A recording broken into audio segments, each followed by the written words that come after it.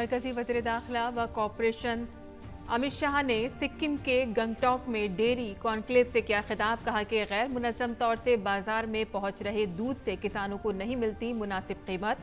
वज़ीर दाखिला ने गंगटोक राजभवन में की सरदार पटेल के आदम कद मुजस्मे की नकाब कुशाई। दिल्ली में शराब पॉलिसी मामले पर ईडी की बड़ी कार्रवाई। 35 से ज्यादा जगहों पर ईडी का सर्च ऑपरेशन जारी। दिल्ली सरकार की शराब पॉलिसी में बदुनवानी से जुड़े मामले में ईडी ने की छापेमारी।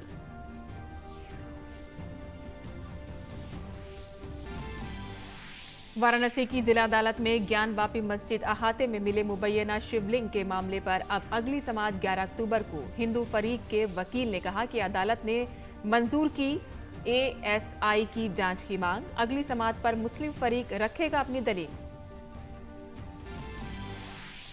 साल 2022 के लिए अमन के नोबल इनाम का ऐलान। बेलारूस की हुकूक इंसानी वकील बेया लियातिस्की, रूसी हुकूक इंसानी तंजीम मेमोरियल और यूक्रेन की हुकूक इंसानी तंजीम सेंटर फॉर सिविल लाइबर्टीज को मुश्तरका तौर पर दिया गया अमन का नोबल इनाम। और अर्जेंटीना के कप्तान और दुनिया के बड़े फुटबॉलर्स में शामिल लियोनेल मेसी ने किया रिटायरमेंट का ऐलान। इस साल कतर में होने वाला फीफा आलमी कप होगा उनका आखिरी इवेंट। 35 साल मेसी अर्जेंटीना के लिए खेल चुके हैं 4 आलमी कप।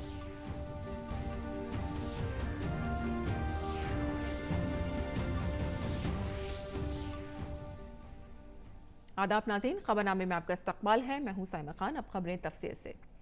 दाखिली उमूर और कॉरपोरेशन की वजारत के वजीर अमित शाह शुमाल मशरक़ी रियासत सिक्किम के दौरे पर हैं।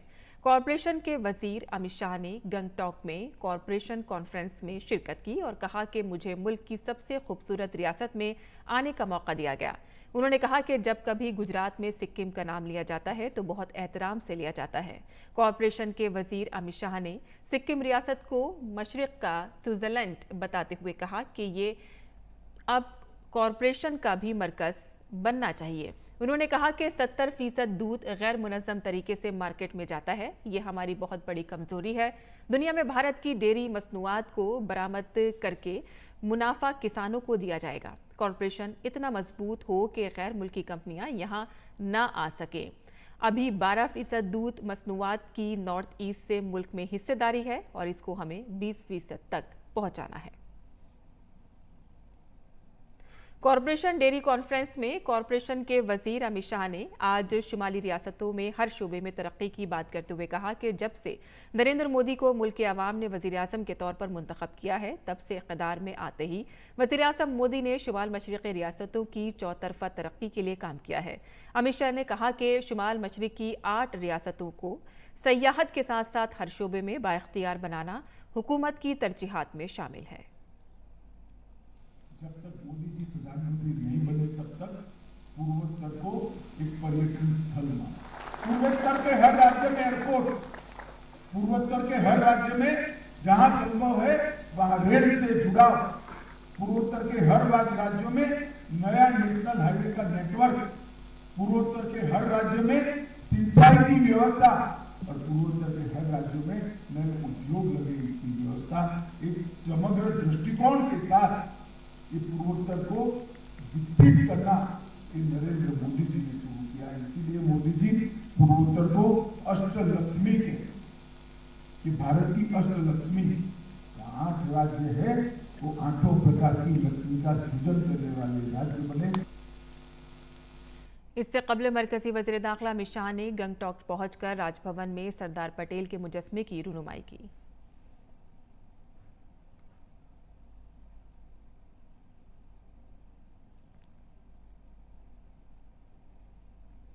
वज़ीर आज़म नरेंद्र मोदी ने आंझानी रिटायर्ड HK सचदेव की अहलिया उमा सचदेव से मुलाकात की। 90 साला उमा सचदेव ने वज़ीर आज़म को अपने शौहर की तहरीर करदा 3 किताबें तोहफे में पेश कीं। इनमें से 2 किताबें गीता से मुतालिक हैं, जबकि ब्लड एंड टेयर्स नामी तीसरी किताब तक़सीम के खौफनाक तजर्बात और आंझानी HK सचदेव की जिंदगी पर उनके असरात के बारे में है। वज़ीर आज़म मोदी और उमा सचदेव की बातचीत में 14 अगस्त को तक़सीम का खौफनाक दिन के तौर पर मनाने के मुल्क के फैसले का भी जिक्र हुआ। ज्ञानवापी मस्जिद मामले में अदालत ने एक अहम मामले में जुमे को अपना फैसला मुलतवी करते हुए मुस्लिम फरीक को एतराज के लिए वक्त दिया है।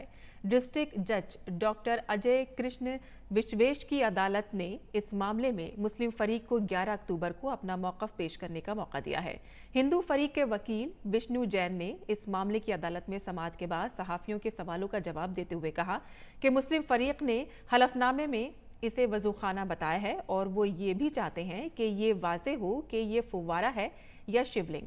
अदालत ने हमारी एएसआई से तफ्तीश की बात मान ली है। अदालत ने मुस्लिम फरीक को सुनने के लिए अगली समाअत के लिए 11 अक्टूबर की तारीख मुकर्रर की है। ये जो शिवलिंग जो मिला है वो पार्ट ऑफ सूट प्रॉपर्टी है कि नहीं है, पहली बात। और दूसरी बात, क्या कार्बन डेटिंग और साइंटिफिक इन्वेस्टिगेशन हो सकता है कि नहीं, इस मुद्दे पे हमने अपना क्लैरिफिकेशन दे दिया है। मुस्लिम पक्ष को सुनने के बाद 11 अक्टूबर के बाद माननीय न्यायालय में अपना फैसला सुनाएगा। उत्तरकाशी में द्रौपदी का डांडा की चोटी पर एवलांच की जद में आए मजीद 7 ट्रेनी कोहपीमाओं की लाशें रेस्क्यू टीम ने जुम्मे को बरामद कर ली। अब तक कुल 26 लाशें निकाली जा चुकी हैं। 3 कोहपीमा ताहाल लापता हैं। साथ ही 4 लाशों को एयरफोर्स के चीता हेलीकॉप्टरों के जरिए हर्षिल ले जाया गया है, जहां से उन्हें एम्बुलेंस के जरिए जिला अस्पताल उत्तरकाशी लाया गया। इन चारों की शिनाख्त हो गई है। लाशों का पोस्टमार्टम जिला अस्पताल में जारी है। 4 लाशों की शिनाख्त एवरेस्टर सुविता कंसवाल, नौमी रावत, अजय बिष्ट और शिवम कैंथला के तौर पर हुई है। इन लाशों को पोस्टमार्टम के बाद लवाहिकीन के हवाले कर दिया जाएगा। नामुवाफिक मौसम की वजह से दीगर लाशों को उत्तरकाशी नहीं पहुंचाया जा सका। नेहरू इंस्टीट्यूट ऑफ माउंटेनियरिंग की एक 42 रुकनी टीम 23 सितंबर को तरबियत के लिए द्रौपदी के डांडा गई हुई थी। 4 अक्टूबर को ये टीम बर्फानी तोदे की जद में आ गई। बर्फानी तोदा गिरने के बाद रेस्क्यू ऑपरेशन शुरू कर दिया गया। सर्च ऑपरेशन में नेहरू माउंटेनियरिंग इंस्टीट्यूट, SDRF और Jammu Kashmir high altitude warfare school Gulmarg की 14 रुकनी टीम शामिल है।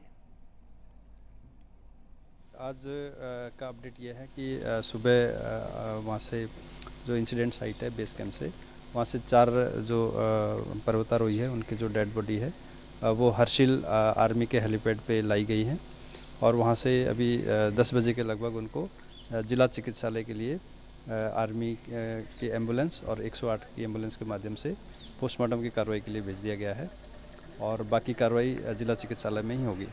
उनके जो परिजन हैं मृतकों के, उनको भी सूचित NIM की ओर से कर दिया गया है। दिल्ली के शराब घपला मामले में ईडी की कार्रवाई आज भी जारी है। शराब घपला मामले में ईडी की टीम जुम्मे की सुबह से छापेमारी कर रही है। ईडी की टीम दिल्ली, पंजाब और आंध्र प्रदेश में छापेमारी कर रही है। शराब घपला मामले में इन रियासतों में तकरीबन 35 मकामात पर छापेमारी की जा रही है। ईडी इस मामले में तीसरी बार छापेमारी कर रही है। अब तक तकरीबन 100 ठिकानों पर छापेमारी हो चुकी है। बता दें कि इस मामले में शराब कारोबारी समीर महिंद्रो और आम आदमी पार्टी के मीडिया इंचार्ज विजय नायर को गिरफ्तार किया जा चुका है। शराब घपला मामले में 17 अगस्त को FIR दर्ज की गई थी। CBI के मुताबिक नायर ने नई आबकारी पॉलिसी बनाने और शराब की सप्लाई और फरोख्त को चंद कंपनियों तक महदूद करने के खुर्द-बुर्द में अहम किरदार अदा किया था। इस सिलसिले में दिल्ली के नायब वजीर आला मनीष सिसोदिया के घर भी छापेमारी की जा चुकी है। ख्याल रहे कि दिल्ली की नई आबकारी पॉलिसी पर सवाल उठाए जा रहे थे और इसी के पेश नज़र लेफ्टिनेंट गवर्नर ने कुमार सक्सेना के मामले की CBI जांच की सिफारिश की थी और उनकी सिफारिश के बाद मरकजी जांच एजेंसी ने बड़े पैमाने पर तलाशी मुहिम शुरू की थी। मुंबई नारकोटिक्स कंट्रोल ब्यूरो को एक बार फिर से बड़ी कामयाबी मिली है। ब्यूरो ने गुजरात के जामनगर और मुंबई के एक गोदाम से 120 करोड़ रुपए की मालियत के 60 किलोग्राम नशावर 2 मेफेड्रॉन जब्त की हैं। इस मामले में एयर इंडिया के एक साबिक पायलट समेत 6 लोगों को गिरफ्तार किया गया है।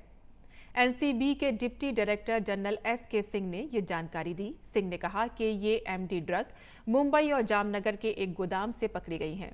NCB ने मनशियात स्मगलिंग करने वाले इस गैंग का पर्दाफाश किया है और सरगना समेत 6 लोगों को गिरफ्तार किया है। NCB के DDG सिंह ने बताया है कि जामनगर में गिरफ्तार किए गए 2 में से एक की शिनाख्त सुहेल गफ्फार के तौर पर हुई है, जो साल 2016 से 18 साल के दरमियान एयर इंडिया का पायलट था। इब्तदाई तहकीकात से मालूम हुआ है कि जामनगर और मुंबई में जब्त शुदा मनशियात के मामले से मुताल्लुक है और उन्होंने बताया कि पकड़ी गई एमडी मनशियात का कुल वजन 60 किलोग्राम है। बैनुल-अक़वामी मार्केट में इसकी कीमत तकरीबन 120 करोड़ रुपए है। उन्होंने कहा है कि एनसीबी हेडक्वार्टर दिल्ली और मुंबई जोनल ऑफिस ने भी 3 अक्टूबर को जामनगर में छापा मारा था। एनसीबी ने मुंबई स्थित एसबी पथ एरिया के एक गोदाम से छुपाए गए लगभग 50 किलोग्राम एमडी ड्रग्स बरामद किए हैं।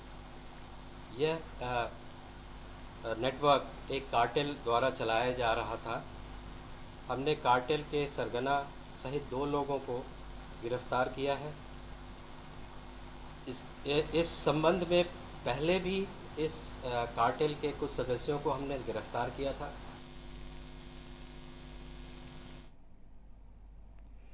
बीजेपी के तर्जुमान गौरव भाटिया ने आज दिल्ली के वजीर आला अरविंद केजरीवाल और उनके बुज़रा पर हिंदुओं के जज्बात को ठेस पहुंचाने का इल्ज़ाम लगाया है। उन्होंने कहा कि आम आदमी पार्टी के वजीर के बयान से न सिर्फ हिंदुओं के जज्बात को ठेस पहुंची है बल्कि मुल्क की सालमियत को भी गहरा धचका लगा है। इंतखाबात के पेश नज़र वोट बैंक के लिए केजरीवाल के इशारे पर हिंदुओं के जज्बात मजरूह होते हैं। वो भी आम आदमी पार्टी के वजीर ने ऐसा बयान दिया जिनका महकमा समाजी इंसाफ है। बीजेपी केजरीवाल के ऐसे वजीर को फौरी बरतरफ करने का मुतालबा करती है। अरविंद केजरीवाल जी के इशारे पर हिंदुओं की भावनाओं को आहत किया जाता है। वो भी आहत एक मंत्री करता है जिसका सोशल जस्टिस डिपार्टमेंट है। बहुत दुख होता है ये कहते हुए भी कि आप चुनाव में चुनावी हिंदू बन जाते हैं, बहरूपीय बन जाते हैं। मुझे याद आता है हनुमान चालीसा का पाठ कर रहे थे आप। जय हनुमान ज्ञान गुण सागर, जय कपीस तिहो लोक उजागर, रामदूत तुलित बलधामा, अंजनी पुत्र पवन सुतनामा। चुनाव खत्म, हिंदुओं को वोट बैंक समझते हैं, उनकी भावनाओं को आहत करने का काम खुद ही करवाते हैं। उन्होंने कहा कि दिल्ली के वजीर आला अरविंद केजरीवाल की तरफ से वीडियो में जो अल्फाज बोले जा रहे हैं इससे ये वाज़ेह होता है कि आपको हिंदू मजहब और हिंदू मजहब के पैरोकारों से कितनी नफरत है। आज हमारा उनसे सवाल है कि केजरीवाल जी वोट की खातिर आप कितने गिरेंगे।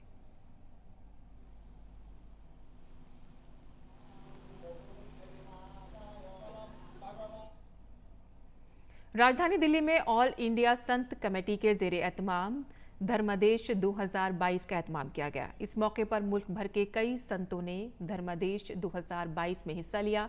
ऑल इंडिया संत कमेटी के धर्मदेश प्रोग्राम के अलावा मुल्क की कौमी यकजहती और सालमियत को यकीनी बनाने पर भी बातचीत हुई।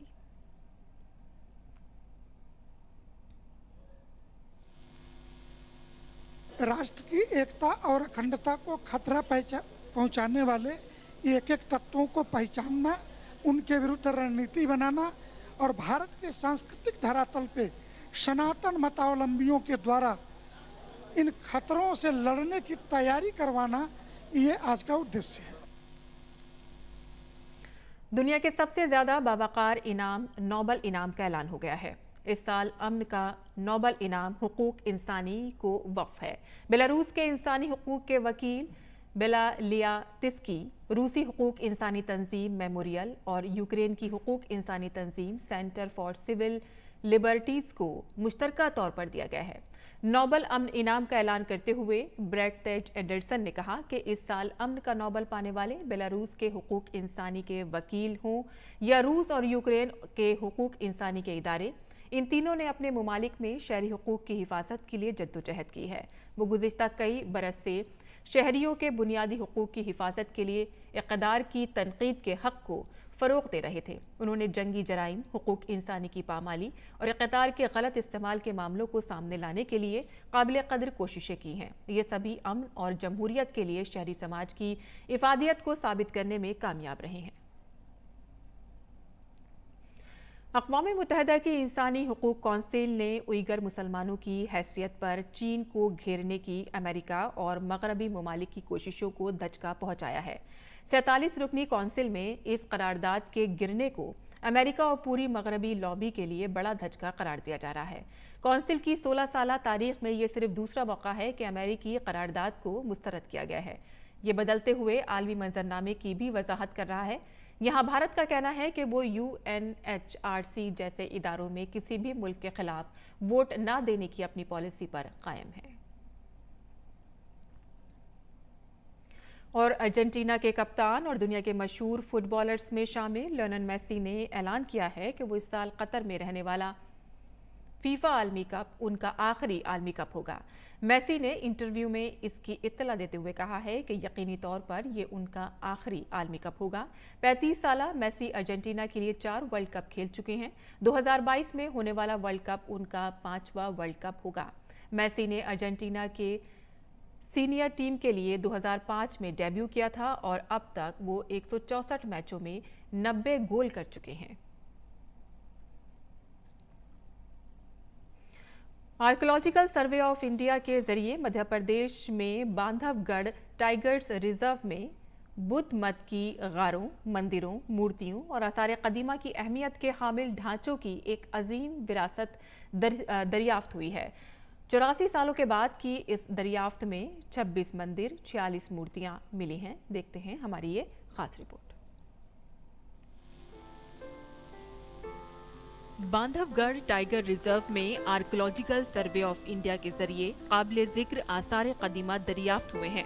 इस दरियाफ्त में 26 मंदिर, 26 गारें, 2 मठ, 2 मन्नत स्तूपा, 24 शिलालेख, 46 मूर्तियां, दीगर आसार कदीमा और 19 पानी के ढांचे मिले हैं। बहुत सारी उपलब्धियां इस पे रही और सारा डॉक्यूमेंटेशन किया गया है। करीब 26 मंदिरों का अवशेष मिले हैं और 46 मूर्तियों का डॉक्यूमेंटेशन इन लोगों के द्वारा किया गया। टीम ने बहुत मेहनत की है और साहस दिखाया है उस दुर्गम क्षेत्र में। इसमें वन विभाग के कर्मचारियों का बहुत योगदान रहा है।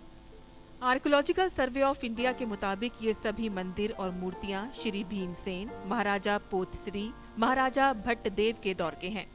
अलग अलग कालखंड की मूर्तियां हैं और इसमें दशावतार मंदिर जिसकी कहते हैं वो है, वराह की मूर्ति भी है और बुद्ध की मूर्ति भी प्राप्त हुई है।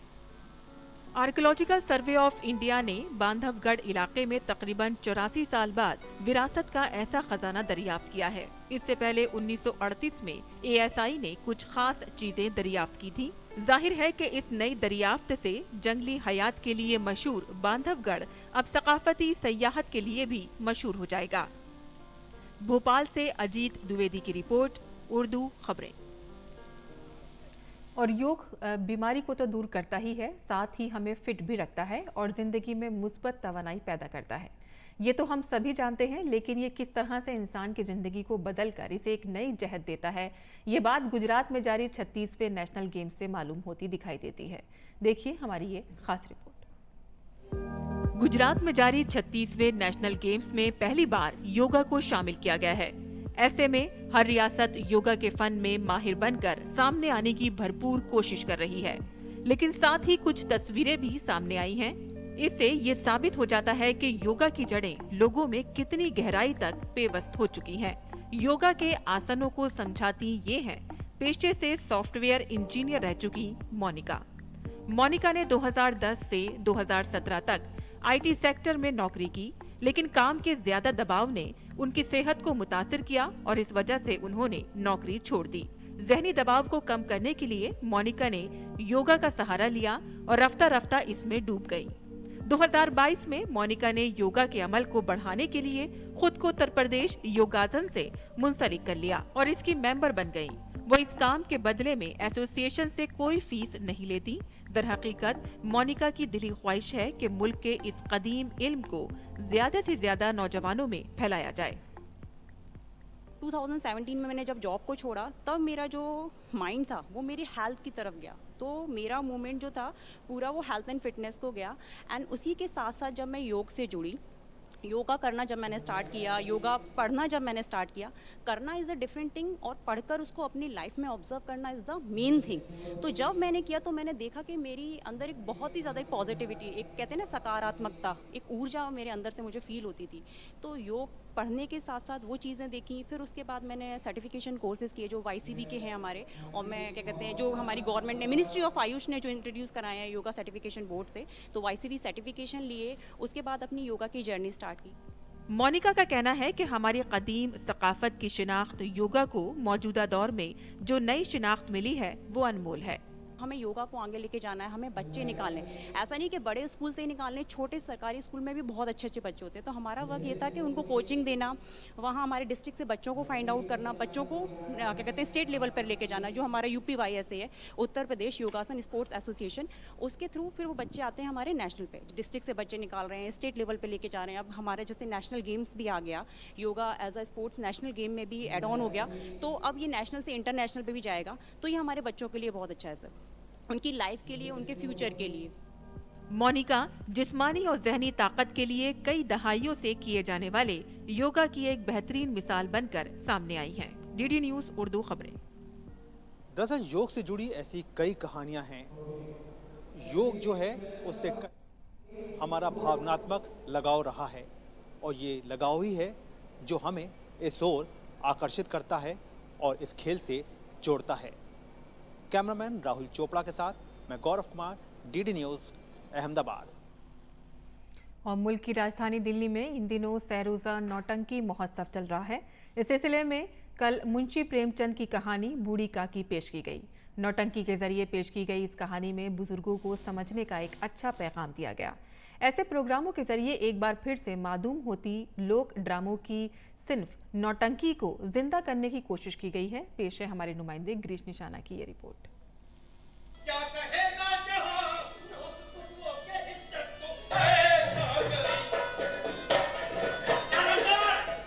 उम्र के आखिरी मरहले में बुजुर्ग बच्चों जैसी हरकतें करते हैं। ऐसे में उन्हें मज़ीद समझने और संभालने की ज़रूरत होती है। इन्हीं एहसासात को झंझोड़ती रही बूढ़ी काकी।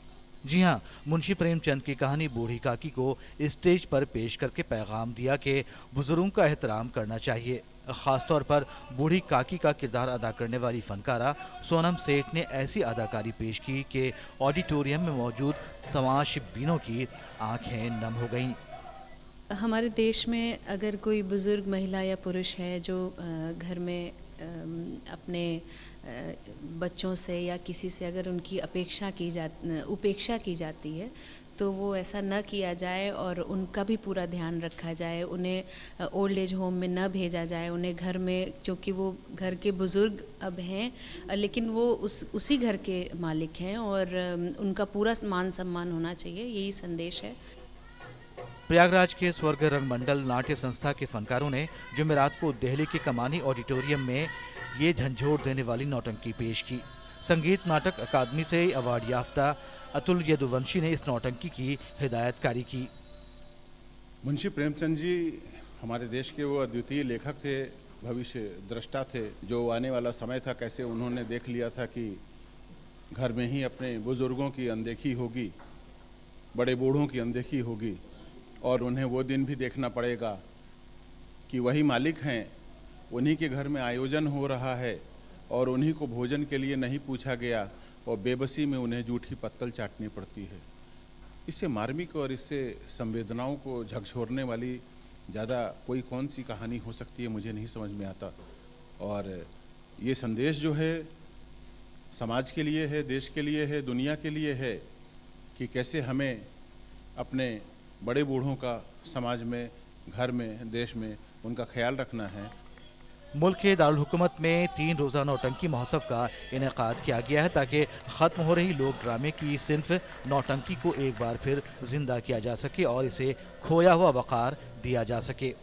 बूढ़ी काकी इसका एक हिस्सा था। इसके अलावा इस नौटंकी महोत्सव के दौरान बहरूपिया और दास्तान लैला मजनू भी पेश किए जाएंगे। ग्रीश निशाना की रिपोर्ट, DD न्यूज़ उर्दू खबरें। और इसी पैगाम के साथ अब हमारा खबरनामा ख़त्म पसीर होता है। हमारी पूरी टीम को दें इजाज़त। आदाब।